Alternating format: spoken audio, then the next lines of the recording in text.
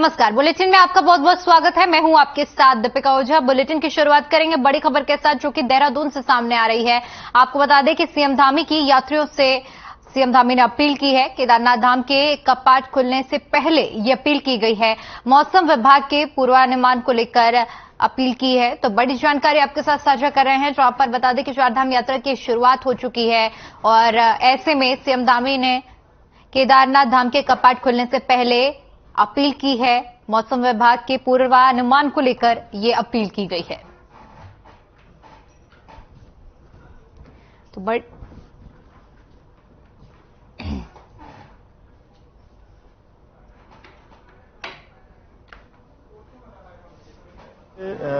अभी तक 17 लाख तो श्रद्धालुओं ने अपने पंजीकरण यहां पर कर लिए हैं, लेकिन उसके बावजूद भी चूंकि अब कैपिंग की व्यवस्था नहीं है, कैपिंग की व्यवस्था हमने हटा दी है, तो बड़ी संख्या में लोग आ रहे हैं। गंगोत्री धाम और यमुनोत्री धाम के कपाट खुल चुके हैं। वहां की यात्रा बहुत हर्षोल्लास के साथ चल रही है।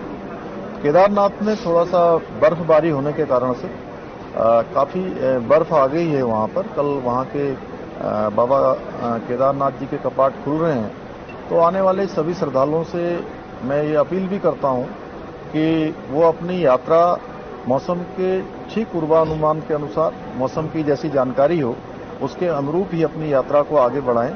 बाकी सभी व्यवस्थाएं हम लोगों ने ठीक प्रकार से की हुई है। उत्तराखंड की सरकार सभी श्रद्धालुओं का, आने वाले पर्यटकों का, आने वाले श्रद्धालुओं का सबका स्वागत करने के लिए हम तैयार हैं।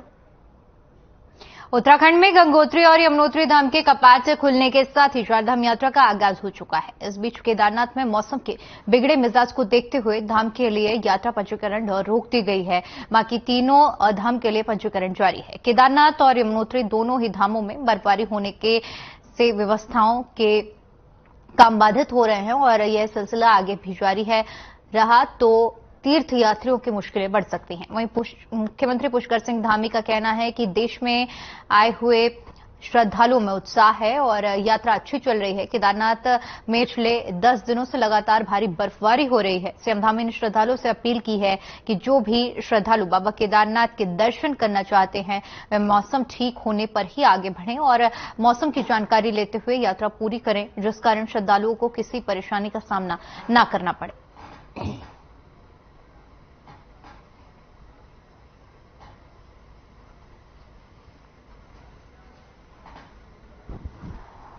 पूरे देश से आए हुए श्रद्धालुओं में एक जोश है, एक मैं कहूं कि आस्था श्रद्धा का एक बड़ा वेग वहां पर देखा जा सकता है, लोगों के अंदर देखा जा सकता है। यात्रा अच्छी चल रही है। 25 तारीख से भगवान बाबा केदारनाथ जी के कपाट भी खुल रहे हैं। 27 से भगवान बद्री विशाल के कपाट खुल रहे हैं, लेकिन केदारनाथ जी में पिछले 10 दिनों से लगातार उस मार्ग पर भारी बर्फबारी हो रही है। इसलिए हम सभी आए हुए जो श्रद्धालु बाबा केदारनाथ के दर्शन करना चाहते हैं, थोड़ा मौसम ठीक होने पर ही आगे बढ़ें और सारी मौसम की जानकारी लेते हुए यात्रा अपनी पूरी करें, जिससे कि उनको किसी परेशानी का सामना न करना।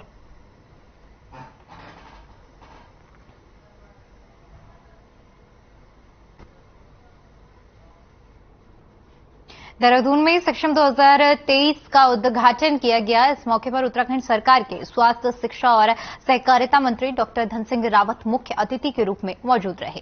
उन्होंने अपने भाषण में ऊर्जा संरक्षण के लिए नए उपायों और पहलों को अपनाने पर जोर दिया। उन्होंने कहा कि चूंकि पारंपरिक ऊर्जा स्रोत भविष्य में समाप्त हो जाएंगे, इसलिए यह आवश्यक है कि हमें पेट्रोलियम उत्पादों के संरक्षण के लिए प्रयास करना चाहिए। डॉक्टर धन सिंह रावत ने कहा कि देश की प्रगति के लिए दुर्लभ संसाधनों को लंबे समय तक चलाने के लिए हमारी गतिविधियों के सभी क्षेत्रों में पेट्रोलियम उत्पाद के संरक्षण का संकल्प भी दिलाया।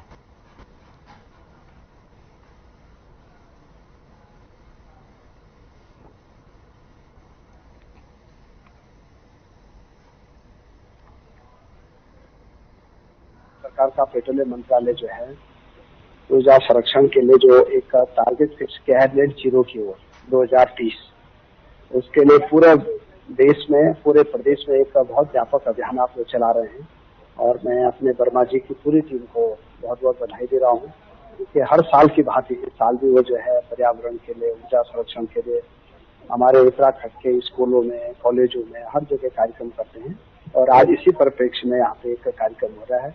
मैं अपनी ओर से सभी जितने भी हमारे नए बच्चे हैं कॉलेजों के, उन सबको हमने 3 मंत्र दिए हैं कि एक तो टीबी मुक्त उत्तराखंड करना है, एक हमको साक्षर उत्तराखंड करना है, और एक हमको पर्यावरण की दृष्टि से उत्तराखंड को सबसे अग्रणी राज्य बनाना है। तो इसके लिए हम भी पेट्रोलियम मंत्रालय के साथ में काम कर रहे हैं। अभी चारधाम यात्रा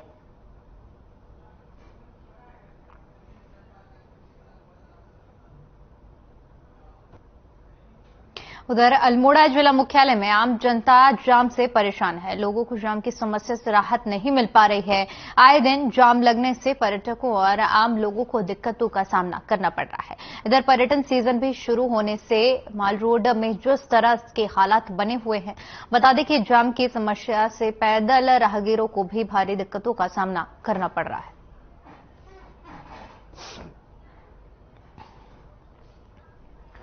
तो अल्मोड़ा में जाम के चलते लोगों को परेशानियों का सामना करना पड़ रहा है। बता दें कि जाम की समस्या से लोगों को निजात नहीं मिल पा रहा है। ऐसे में स्थानीय लोग और व्यापारियों को काफी परेशानियों का सामना करना पड़ रहा है।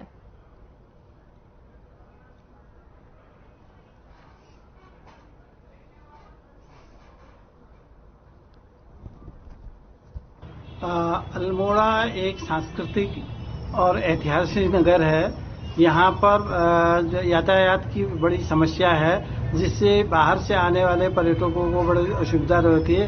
हालांकि शासन द्वारा यहाँ पर पार्क बनाए जा रहे हैं, लेकिन उसके बावजूद भी यहाँ पर ट्रैफिक की अव्यवस्था है। इस ट्रैफिक व्यवस्था को जब तक नहीं सुधारा जाएगा, तब तक जो है जाम की व्यवस्था बनी रहेगी। इसमें आम आदमी ने भी सहयोग करना चाहिए। इसमें सबसे ज्यादा परेशानी वरिष्ठ नागरिकों को है, उनके लिए यहाँ पर बहुत समस्या है।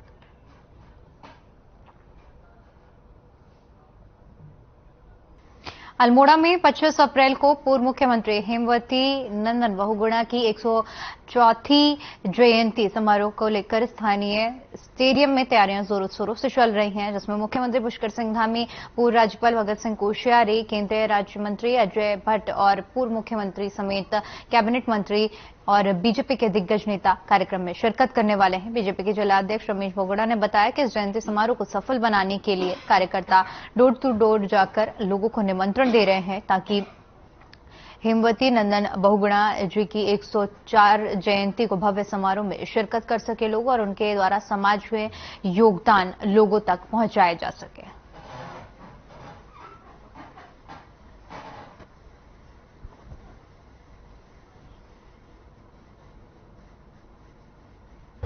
स्वर्गीय हेमवती नंदन बहुगुणा जी की 104वीं जयंती पर प्रदेश के यशस्वी मुख्यमंत्री माननीय पुष्कर सिंह धामी जी 1 बजे यहाँ पर पहुँचने वाले हैं। 11 बजे वो अल्मोड़ा पहुँच जाएंगे, 1 बजे कार्यक्रम स्थल पर पहुँचेंगे और मुख्य अतिथि के रूप में रहेंगे। बहुत बड़ा कार्यक्रम ये लिया गया है।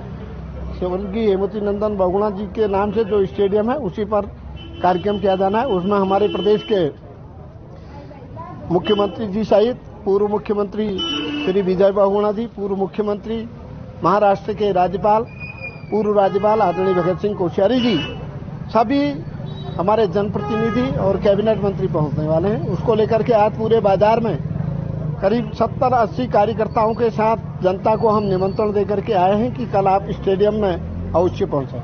उसको लेकर के सभी भारतीय जनता पार्टी के पूर्व जिलाध्यक्ष सहित हरिद्वार में बीएचईएल कर्मचारी की सरेआम गुंडागर्दी सामने आई है। रानीपुर कोतवाली क्षेत्र के बीएचईएल सेक्टर 1 में बीएचईएल कर्मचारी के घर के बाहर लगे बिजली के खंभे से एक अनियंत्रित कार टकराने पर उसने कार सवार की पिटाई कर दी। इतना ही नहीं, दबंग ने कार के शीशे तक तोड़ डाले। इस घटना की सूचना मिलने पर पुलिस मौके पर पहुंची, जिसके बाद सभी दबंग पुलिस से भिड़ गए और पुलिसकर्मियों से धक्का मुक्की कर दी गई। घटना का वीडियो भी सामने आया है। हालांकि पुलिसकर्मियों ने सख्ती दिखाते हुए दबंगई कर रहे शख्स को गिरफ्तार कर लिया है और शांति भंग करने के मामले में उसका चालान भी कर दिया है।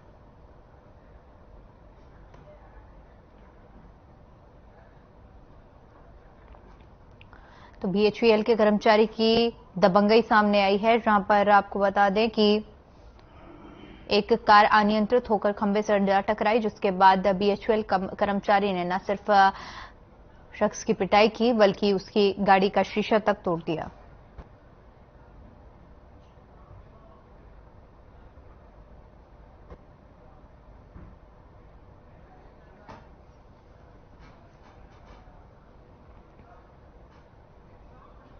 मुख्यमंत्री पुष्कर सिंह धामी ने सोमवार को जॉलीग्रांट में नवनिर्मित एसडीआरएफ मुख्यालय एवं फायर स्टेशन का लोकार्पण किया। मुख्यमंत्री ने इस अवसर पर एसडीआरएफ के जवानों को प्रशस्ति पत्र देकर सम्मानित भी किया।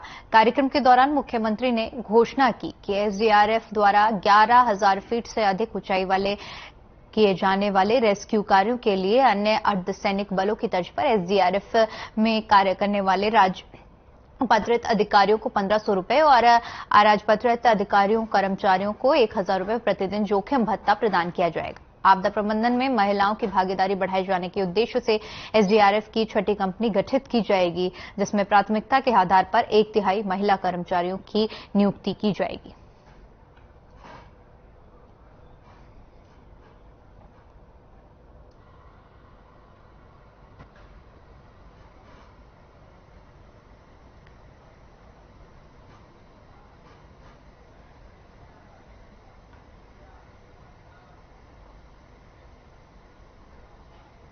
वहीं उत्तराखंड में एक बार फिर 22 अप्रैल से चारधाम यात्रा शुरू हो गई है और 25 तारीख को केदारनाथ के भी कपाट खुलने जा रहे हैं। यात्रा को सुगम और सरलीकरण बनाने के लिए इस बार स्वास्थ्य महकमे ने कमर कस ली है।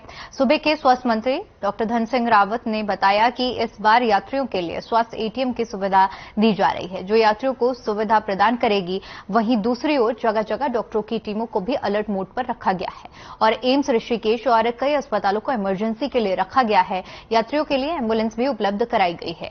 एम्बुलेंस की भी इस बार सुविधा दी जा रही है। इसके लिए बाकायदा हम लोगों ने एक नंबर भी जारी किया है।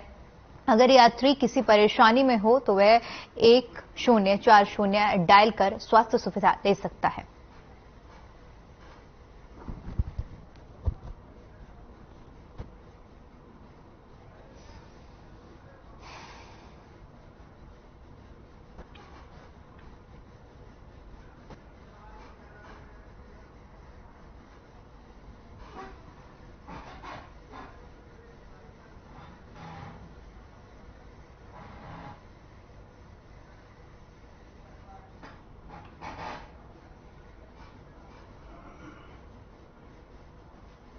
अल्मोड़ा जिला मुख्यालय में आम जनता जाम से परेशान है। लोगों को जाम की समस्या से राहत नहीं मिल पा रही है। आए दिन जाम लगने से पर्यटकों और आम लोगों को दिक्कतों का सामना करना पड़ रहा है। बता दें कि पर्यटन सीजन भी शुरू होने से माल रोड में जिस तरह के हालात बने हुए हैं, ऐसे में सैलानियों को जाम से कैसे मुक्ति मिलेगी, ये बड़ा सवाल बन चुका है।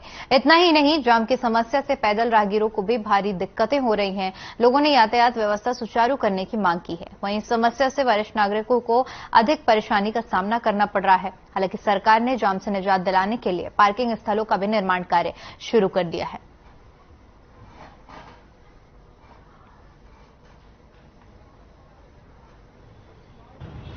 अल्मोड़ा एक सांस्कृतिक और ऐतिहासिक नगर है। यहाँ पर यातायात की बड़ी समस्या है, जिससे बाहर से आने वाले पर्यटकों को बड़ी असुविधा रहती है। हालांकि शासन द्वारा यहाँ पर पार्क बनाए जा रहे हैं, लेकिन उसके बावजूद भी यहाँ पर ट्रैफिक की अव्यवस्था है। इस ट्रैफिक व्यवस्था को जब तक नहीं सुधारा जाएगा, तब तक जो है जाम की व्यवस्था बनी रहेगी। उधर बीजेपी के प्रदेश प्रवक्ता वीरेंद्र सिंह बिष्ट ने बताया कि चारधाम यात्रा शुरू हो चुकी है और चारधाम यात्रा को लेकर सरकार बहुत ज्यादा संवेदनशील है। लगातार चारधाम यात्रा की समीक्षाएं हो रही हैं। उन्होंने बताया कि चारधाम यात्रा के लिए यात्रियों का आना शुरू हो गया है। केदारनाथ यमुनोत्री पर थोड़ा मौसम साफ नहीं है, वहां पर बर्फबारी भी हो रही है, तेज हवाएं भी चल रही हैं। इसलिए सरकार ने एहतियात के तौर पर यहां कुछ दिन के लिए रजिस्ट्रेशन बंद कर दिए हैं और यात्रियों को भी अभी नीचे पड़ाव पर रुकने के लिए निर्देशित किया गया है। उन्होंने बताया कि सीएम पुष्कर सिंह धामी ने यात्रियों से अनुरोध किया है कि जो भी अपडेट मौसम विभाग की तरफ से होगा, उसी हिसाब से यात्री अपनी यात्रा को प्रारंभ करें और सरकार पूरी तरह से यात्रियों के साथ खड़ी हुई है।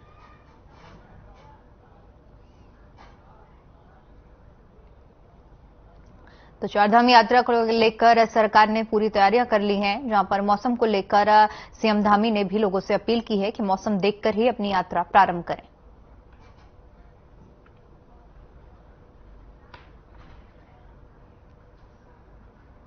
यात्रा प्रारंभ हो गई है और सरकार चारधाम यात्रा को लेकर बहुत संवेदनशील है। लगातार चारधाम यात्रा की समीक्षाएं हो रही हैं। चारधाम यात्रा के लिए यात्रियों का आना प्रारंभ हो गए हैं और अभी जो हाई एल्टीट्यूड है, हमारे केदारनाथ जी हैं, हमारी जो है यमुनोत्री जी हैं, यहाँ पर अभी मौसम थोड़ा स्पष्ट नहीं है और वहाँ बर्फबारी भी हो रही है, तेज हवाएं भी चल रही हैं। इसलिए सरकार ने एहतियात के तौर पर यह निर्णय लिया है कि फिलहाल अभी 2-3 दिन के लिए रजिस्ट्रेशन बंद कर दिए गए हैं और यात्रियों को अभी नीचे जो पड़ाव है वहां पर रुकने के लिए निर्देशित किया गया है कि यात्री वहां पर रुकें। सभी जिलाधिकारियों को सरकार ने स्पष्ट रूप से निर्देश दिए हैं कि किसी भी यात्री को कोई परेशानी न हो। पार्किंग व्यवस्था से लेकर स्वास्थ्य सेवाओं से लेकर शौचालय है, पानी की व्यवस्थाएं हैं, उनको जो ऑक्सीजन है, हॉस्पिटल है, दवाइयां हैं, हर तरीके की व्यवस्थाओं को चाक चौबंद किया गया है।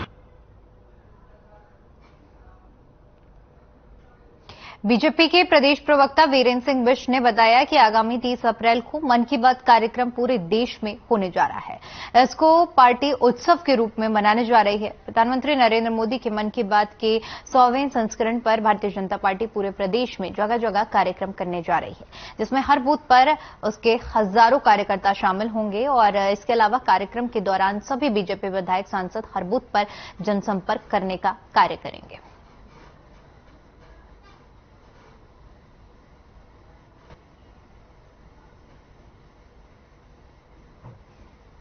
तारीख को प्रधानमंत्री जी का एक बहुत लोकप्रिय कार्यक्रम जो मन की बात का कार्यक्रम है, देश के यशस्वी प्रधानमंत्री नरेंद्र भाई मोदी जी के द्वारा हर माह के अंतिम रविवार को किया जाता है। इसको लेकर लोगों में बड़ा उत्साह बना रहता है। इस यात्रा के 100वां एपिसोड आने वाला है और वो जो 100वां एपिसोड है वो बहुत ऐतिहासिक रूप से लोग उसको उत्सुकता से उसका इंतजार कर रहे हैं। भारतीय जनता पार्टी ने उत्तराखंड राज्य के सभी पोलिंग बूथ पर इसको मनाने का निर्णय लिया है। इसके लिए सभी पदाधिकारी, सभी जनप्रतिनिधि, जो सांसद हैं, विधायक हैं, पदाधिकारी हैं, जिले स्तर के कार्यकर्ता हैं, नेता हैं, सभी लोग इस कार्यक्रम में अपने अपने क्षेत्रों में उपस्थित रहेंगे।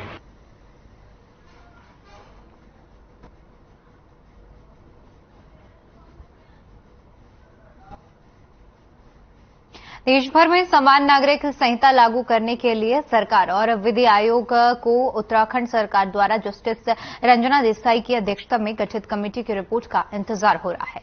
सरकार इसी रिपोर्ट के आधार पर समान नागरिक संहिता को पूरे देश में लागू करने के लिए मॉडल कानून बनाने की तैयारी में है। गौरतलब है कि देसाई कमेटी रिपोर्ट पेश करने से पहले अंतिम चरण की बैठकें कर रही है और वहीं इस पर कांग्रेस के पूर्व काबीना मंत्री नथानी ने कहा कि लेकिन अब तक देश के जो भी हालात हैं वो हालात बजाय जोड़ने के टूटते जा रहे हैं और साथ ही साथ उन्होंने कहा कि लोगों के अंदर जो हमारी हिंदू, मुस्लिम, सिख, ईसाई एकता की बात थी उसमें दरार आने लगी है, तो ये कौन कानून बना दे।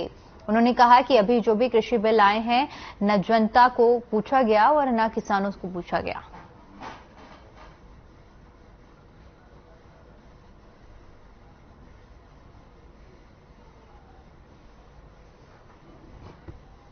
देखिए, केंद्र सरकार तो पता नहीं क्या क्या कर रही है, भगवान जाने, लेकिन अब तक जो देश के हालात हैं वो हालात बजाय जोड़ने के टूटने के कगार पे आए।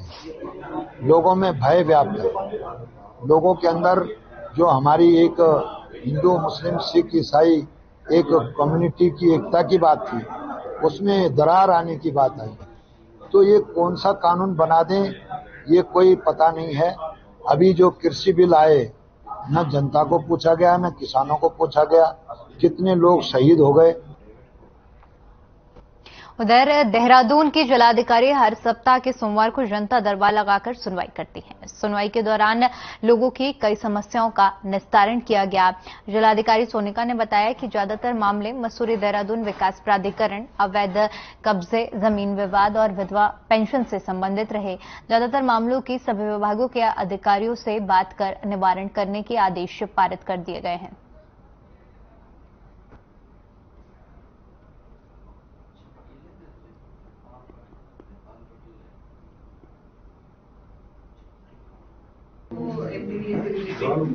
उसके बाद फिर आपसी विवाद से इसके अलावा भी हमारे पास समाज से रिलेटेड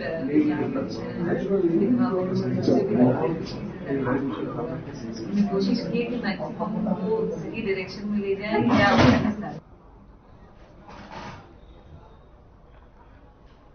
उत्तराखंड में एक बार फिर से मौसम विभाग ने येलो अलर्ट जारी किया है। मौसम विभाग के वैज्ञानिक रोहित थपलियाल ने बताया कि अगले 3-4 दिन तक मौसम बदलेगा। खासकर ऊंचाई वाले इलाकों में बर्फबारी और गरज के साथ बारिश की संभावना जताई जा रही है। वहीं दूसरी ओर पहाड़ी क्षेत्र में हल्की से मध्यम बारिश होने की संभावना है। बात करें मैदानी इलाकों की तो अभी अगले 3-4 दिन तक मौसम साफ रहेगा। साथ ही उन्होंने बताया कि क्योंकि चारधाम यात्रा चल रही है और ऊंचाई क्षेत्र है तो वहां पर दोपहर के बाद बादल गरजने के साथ ही तेज बारिश और बर्फबारी हो सकती है, जिसके लिए यात्री सुरक्षित स्थानों पर चले जाएं और किसी पेड़ के नीचे न खड़े हों।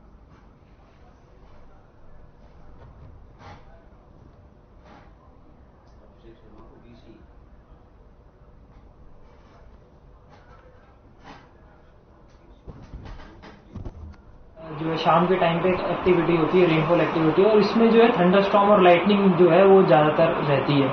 तो थंडरस्टॉर्म लाइटनिंग के लिए हम जनरली येलो अलर्ट में अभी देते हैं। तो उसमें जो लाइटनिंग है वो ज़्यादातर जो पहाड़ हैं वहाँ पे जो बिजली गिरती है, कहीं कहीं गिर सकती है, तो उसके चलते जो है लोगों को एहतियात बरतना चाहिए। थंडरस्टॉर्म एक्टिविटी जो है आधा घंटे से लेकर 40 मिनट में ख़त्म हो जाती है, तो उस दौरान वो सुरक्षित स्थानों पे रहें, पेड़ों में ना रहें, पेड़ों के अंदर ना रहें। अगर आप जो है गाड़ी में हैं तो गाड़ी में तो सेफ हैं आप, या पक्के मकान है मकान के अंदर रहें। चलिए, फिलहाल के लिए उत्तराखंड की खबरों में इतना ही। बाकी तमाम बड़ी खबरों के लिए बने रहिए हमारे साथ। नमस्कार।